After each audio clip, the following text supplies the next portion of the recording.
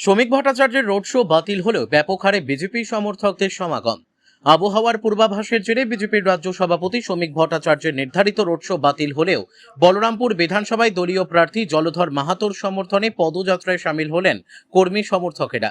দলীয় সূত্রে জানা গেছে, বৃহস্পতিবার বলরামপুরে শ্রমিক ভট্টাচার্যের রোড শো করার কথা ছিল, কিন্তু খারাপ আবহাওয়ার আশঙ্কায় হেলিকপ্টার নামানোর অনুমতি না মেলায় তার সফর শেষমেশ বাতিল করা হয়।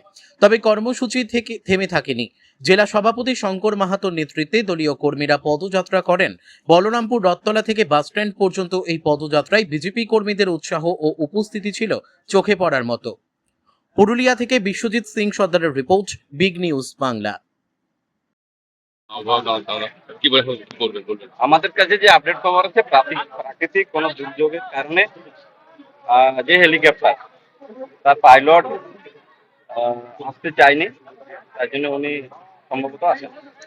আমাদের কার্যকর্তারা আছে, আমরা আছি, আমাদের প্রার্থী আছে, আমাদের বিরিঞ্চিদা আছে, সবাই আমরা কার্যকর্তা মিলে নিয়ে আজকের যে কর্মসূচি আমরা সফলভাবে সেটা সম্পূর্ণ করব। আজ কই পথে কি র্যালি করছেন যেটা পাচ্ছে?